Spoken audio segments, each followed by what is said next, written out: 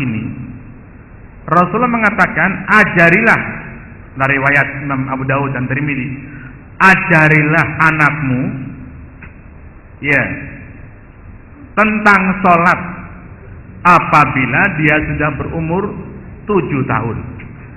Dalam riwayat lain, perintahlah anakmu untuk sholat ketika mereka sudah berumur 7 tahun, dan pukullah apabila mereka meninggalkan sholat, artinya tidak mau sholat ketika dia sudah berumur 10 tahun. Nah, padahal 10 tahun itu belum tentu juga dia sudah akil balik. Mengapa hikmahnya?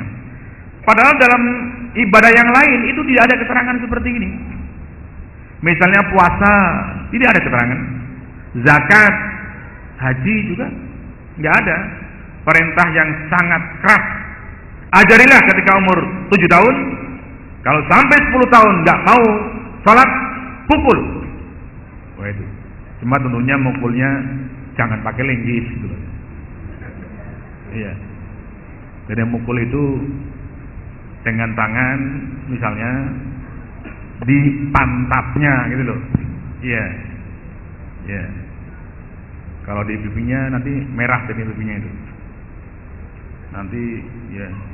Nah, ini mengapa hikmahnya demikian? Karena pertama, ya, salat itu sesuatu yang sangat-sangat strategis dalam Islam. Sehingga orang kadang-kadang dapat disebut muslim atau tidak apabila dia sembahyang. Apalagi dalam ayat Al-Qur'an juga diterangkan itu, ya. Aqimus sholata innas sholata kanat tanha 'anil fahsya'i wal munkar. Kerjakan salat karena salat itu dapat mencegah seseorang dari perbuatan keji dan mungkar. Tentunya dengan sembahyang yang baik, yang dipenuhi syarat rukunnya. Ya. Saya perhatikan kadang-kadang orang yang tidak jujur itu, mau bohong, mau menipu, itu sholatnya itu mesti nggak baik. Sholatnya tapi kadang-kadang nggak lengkap sehari 5 kali, kadang-kadang cuma 1 tahun 2 kali saja gitu. Tuh. Itu dia mau korupsi seperti itu. Ya. Makanya kalau orang sembahyangnya benar, insya Allah dia takut dengan larangan-larangan Allah. Nah, ini sembahyang, anak dilatih, diperkenalkan dengan kewajiban sholat meskipun belum mencapai usia akil balik. Itu relatif. 10 tahun mungkin ada yang belum men, ada. Nanti mennya umur 27 tahun baru men itu. Ya. Yeah.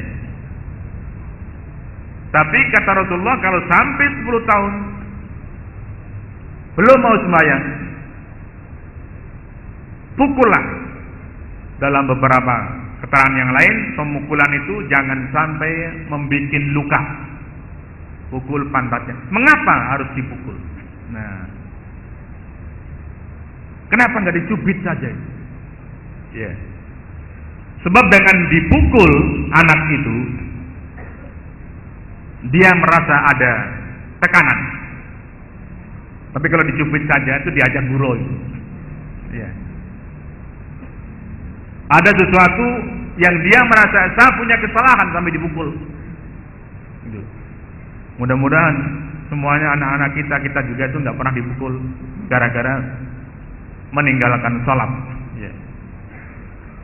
Tetapi terus terang, sebelum kita mampu menyuruh anak untuk sholat, orang tuanya harus rajin sholat lebih dahulu.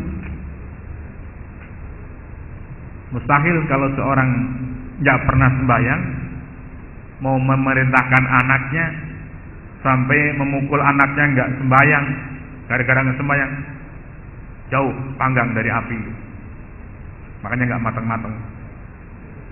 Ya. Orang yang berbuat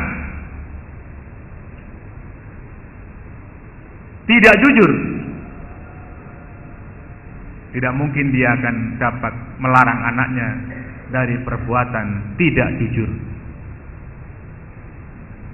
Saya ambil contoh yang kecil saja, meskipun secara hukum masih ada perbedaan para ulama. Kadang-kadang orang tua itu kepingin anaknya itu tidak merokok. Ya Pak, ada orang tua itu melihat anaknya merokok tuh nggak senang.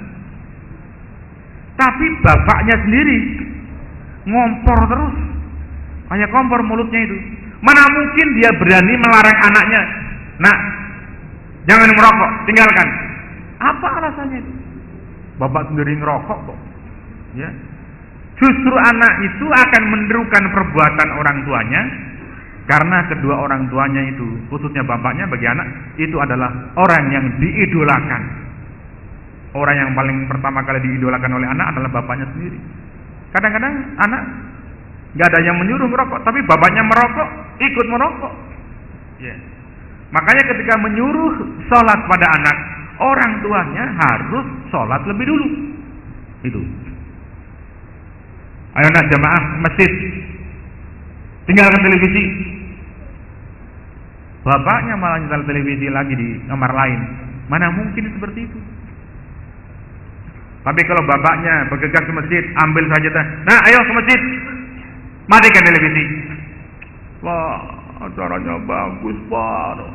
Ayo matikan ke masjid.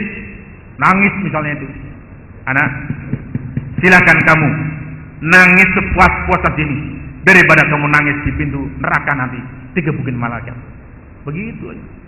Jangan kasihanlah anak, biarlah saya senang dengan televisi. Nanti kan kalau gede akan sholat sendiri, gombal seperti itu. Mending seperti itu. Kalau udah kecil nggak diperkenalkan dengan kewajiban-kewajiban pada Allah, maka kalau gede sulit dia mau kenal. Mengapa yang ditekankan oleh Rasulullah pertama kali adalah sholat? Ya tadi saya katakan karena sholat adalah ibadah yang paling terbatas di dalam Islam itu. Ya.